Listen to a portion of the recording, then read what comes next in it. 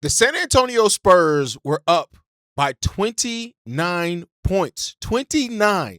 And somehow, someway, the New York Knicks walked out of Madison Square Garden up 3-1 after a 107-106 victory, heading back to San Antonio. Now they have an over 80% chance to seal this series in. With an OG and Anunoby tip in, Jalen Brunson putting pressure on the defense, Wemby running out of gas, mistakes all across the board.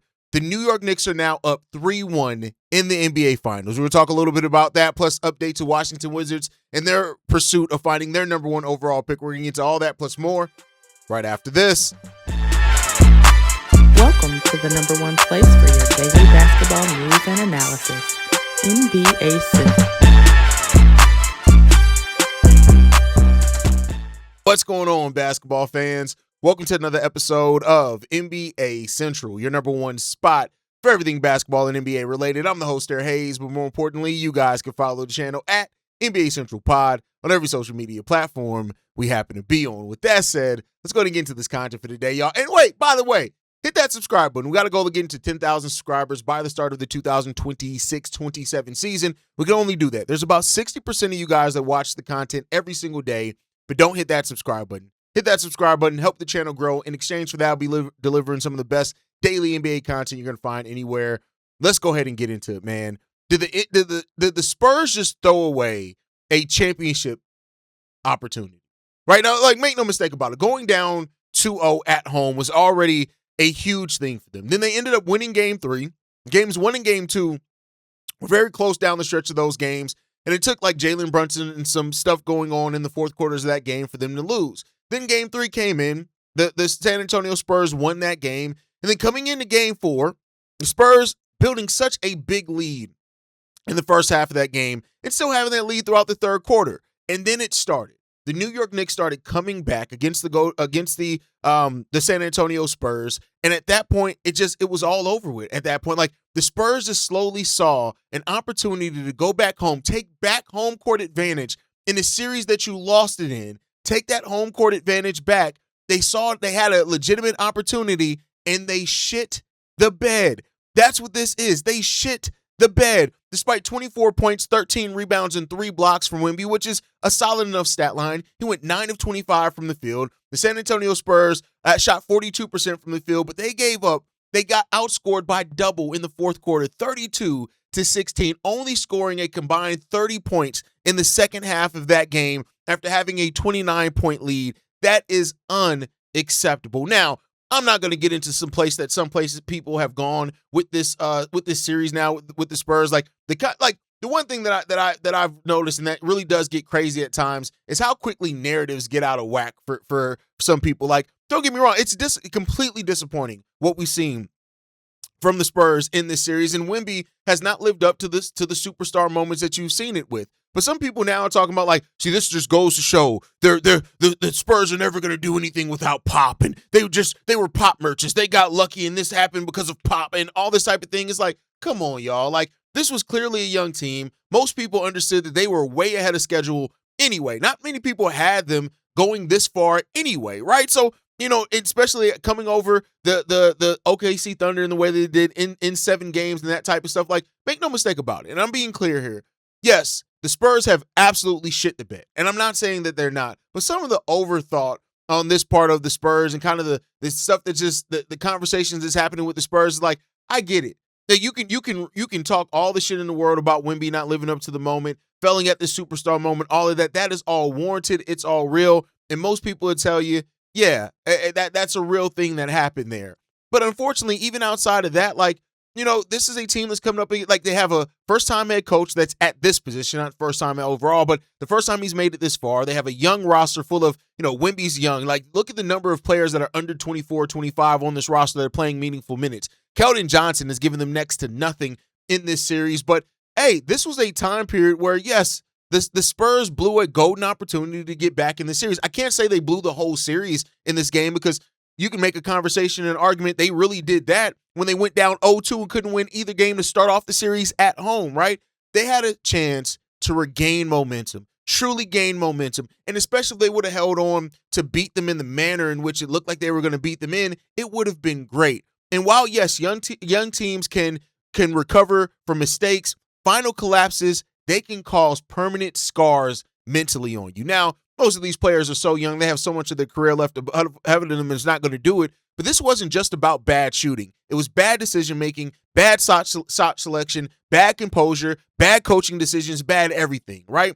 Now, as you guys know, one thing we like to do here is we talk about all sides of every argument. So I talked about how the Spurs just blew an opportunity here. But is the series truly over? I'm going to lean on the side of yes. My personal opinion is yes. But let's talk about the ways that this series could not be over if you want to. The Spurs still have Wemby. And Wemby can be the best player on the floor on any given night. And we've seen Wemby take challenges personally. And here's the thing. You now have to win 3 straight games. Game 5 is in San Antonio. And I do think, hey, I wouldn't be surprised if San Antonio does extend this series another game and force at least a game 6. And then you have to play a series of one game, a set of one game series. That's what the Spurs have mindset has to be in. Every game, you can't think about game 6. You can't think about game 7. You have to treat every game like it's like that's it. Because technically it is. You lose that game, you go home, but just focus on that game. Sometimes those young teams need extremely painful lessons before you can really break through. Now, we've never seen it. If the Spurs are able to come back like this and win this series, listen, we are talking about the biggest collapse of NBA history by the New York Knicks if that happens. But I'll say this, Spurs clean up that late game execution. The series can still put a little pressure. I don't think I wouldn't pick them to win this series, but hey, they can force a game 6, and then the New York Knicks can come back and win it at home. Madison Square Garden can go crazy. Knicks fans can continue to lose their mind and act like complete imbeciles and idiots. Because listen, I don't usually go at and attack fan bases, but I got to be real here. The New York Knicks fan base, you guys are looking like idiots in this. I'm sorry. Like, the way you guys are handling this, the way you handle success is almost more important with how you handle failure. And the way that Knicks fans are handling the success that their team's having here is honestly just embarrassing. But to get back on it, the problem isn't just the Spurs lost with this. It's how they lost this game. And it looked like a team that stopped playing winning basketball, got caught up in the moment, in the size of the moment, and it failed, right? Listen, it seems like they may have thought that things were already locked in. You can never get safe and never in that. And then you look at Charles Barkley and how harsh he was on the San Antonio Spurs. And here's the thing. You know, to the victor goes the spoils and to the loser goes the criticism. I mean, it's the only way you can say that. You know, this is a direct quote from Charles Barkley where he says this: "We saw the dumbest basketball team in history of civilization." Damn. I mean, there's more to this quote, but goddamn. He also says they had a 25-point lead and took 8 straight threes. They thought the game was over. That was some of the most mismanaged, stupid basketball. When you blow a 29-point lead, the other team has to help you. The San Antonio Spurs helped the New York Knicks win this game by doing some of the most stupid-ass stuff I've ever seen on a basketball court. And he's not wrong. You thought you had this game won. You needed to attack. The Knicks were in foul trouble. You were settling it for dumbass threes. And that's what the moment is. Like, this is what separates really damn good players from superstars. Stars from superstars is moments like this. And OG Anunoby, shout out to him. He is going to go down now in Knicks history for one of the best shots in Knicks history, right? And so Barkley was right.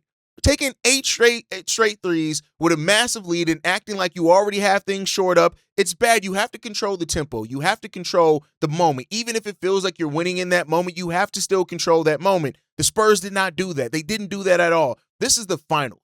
Dumb basketball is inexcusable in the NBA finals. Did Barkley go too far? Maybe a little bit, but fuck it. Somebody had to go too far because the Spurs, they went too far into hell with their performance. And that's just the reality of it. Barkley may have been loud. He may have been boisterous. He may have been harsh. But listen, sometimes the harsh part is right. And we got to talk about Mitch Johnson and his mismanagement of Victor Wembanyama. We got to talk about that. Wemby did run out of gas, and there's a part in that. But you also got to look at the rotation decisions here from Mitch Johnson. So when you look at this, right, Wemby played heavy first half minutes, despite the Spurs having a huge lead, which also goes into maybe the coaching staff felt a little too. He played 44 minutes and looked exhausted. You can talk about anything that is the kryptonite for Wemby is sometimes the conditioning. We know he has to be managed in a certain way to make sure that he's going to stay fresh, right? He missed 10 of his final 13 shots, and part of that at least was because of exhaustion. Now, here's the thing. You're a superstar. You're supposed to be the next face of the NBA. All this type of talk that's around you, you need to be able to deal with that moment. It's like LeBron cramping up, right? You missed free throws with under 2 minutes left. So all these were signs of fatigue and the pressure getting to Wemby. Wemby has to deal with these moments in a much better fashion if you really want to be that player that people think that you can be, and I still think that you can be, right? But here's the thing. Stars have to play big minutes in the finals. That's the reality of it. This is the NBA Finals. This is what separates superstars from regular-ass NBA players. You needed Wemby on the floor to protect that lead. You needed Wemby on the floor and the supporting cast and to settle this game down. They did not live up to that, and that's what you get in opportunities like this. The minutes alone weren't the biggest issue here. It was an issue, but not the biggest issue. The issue was that the Spurs played him huge minutes, and he still did not lead efficiently. And De'Aaron Fox late game decision-making as well. You can call it aggressive. You can call it unforgivable. It was a terrible decision set of making by De'Aaron Fox, and you're the veteran on this young team. He did need to shoot, right? You look, the Spurs were up with one with 16 seconds left. That was a terrible shot by De'Aaron Fox. A terrible shot by De'Aaron Fox. OG Anunoby blocked the layup attempt, and the Knicks got the winning tip in on the next possession. So De'Aaron Fox as well, I get it. He's trying to make a play to win the game. You want him to try to make plays to win the game, but you can't overlook De'Aaron Fox also had some bad late game decision making, and you just need better from that. So the fact is, the Knicks are now the tougher championship team, and they have the confidence in this. They got to win one more game out of a possible 3. That's it. One more game, right? And so when you look at the Knicks, and one thing I said is you can't hate on anything the Knicks did because they refused to quit no matter how big that. They could have easily packed it and say, all right, cool. We're going back. It's going to be 2-2. We got 3 games left. We can win 2 of these games because we feel confident in it. Jalen Brunson kept attacking. They never quit. OG Anunoby delivered a monster performance, 2-way performance on top of that, which he made plays offensively and defensively down the stretch of this game. So yes, the Knicks did get help from San Antonio Spurs with them missing shots, turning the ball over, all that type of stuff. But at the end of the day, you can't take away from the Knicks and how they won this game. So give them credit for that. And now we get to go out and see the rest of this series, and there's a high probability that we're going to see the New York Knicks win an NBA championship. And look, the players on the court, fans, I have my problem with how fans are acting, but for the players on the court, you can't take away nothing from what they've done, and that's it. Last topic before we get up out of here, man. AJ DeBonce is officially working out for the Washington Wizards, as the Washington Wizards are going to be settling on their decision with the number 1 overall pick soon. And there's still been some talk on should AJ DeBonce be the number 1 pick. And here's the thing. Elite wing, elite upside, led Division I in scoring with 25.5 points. His free throw attempts, show, and his ability to create downhill pressure is huge. I do think there's still a case to be made for Darren Peterson, even though the talk around him as if it's not. I still do think there is a case for that. And we just got to see what's going to happen in regards to that. It comes down to, do the Washington Wizards want to go Darren Peterson? Do they want to go AJ DeBonce? They're going to be making that decision over the next coming days. And here's the thing.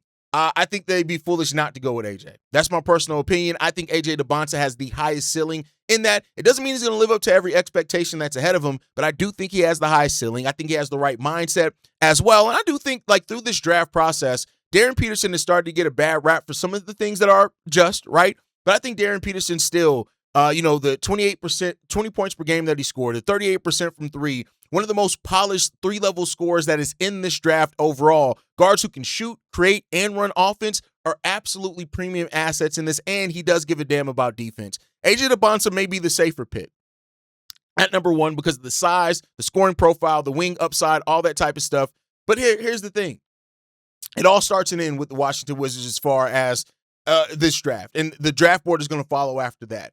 And so once they lock in with who they're going to pick, which we won't know until the NBA draft, things are going to get very interesting in the rest of this draft. And I think we're going to see 1 to 3 big moves in the lottery, and I think we're going to see a lot of moves happen between 15 and 22 as well. There's going to be a lot of activity on draft night, which could include Giannis Antetokounmpo and Ja Morant being moved in different moves as well. So let me know what you guys think on all that down below. How do you feel about the Spurs and Knicks series, and are you with me that the Spurs blew a golden opportunity to get back into this series, and the New York Knicks are probably going to seal this one up and win it now, rightfully so, and shout out to them for the way that they competed, the way that they fought, and all of that. And then with the Washington Wizards, do you think that they should draft AJ DeBonce, or do you think that they should go a different route with the number 1 overall pick? Let me know what you guys think on all that down below. Make sure you guys like the video, subscribe to the channel as well, hit that notification bell so you never miss an episode or an upload. You can follow us at NBA Central Pod. You can send us any feedback, questions, comments, concerns, NBA Central Show at gmail.com. And then lastly, if you want to leave a text message and our voicemail for the mailbag, the number to do so, 773-270-2799. We are the number one spot for everything Chicago Bulls related, but that is thanks to you, lovely and beautiful, or NBA related. This ain't Chicago Bulls Central, for everything you. Thank you guys. And like I like to end every episode on, go see, I'm still on Bulls Central. I see you guys the next time I feel like making a video. Probably tomorrow. Peace, y'all. Been a presentation of the Breaks Media.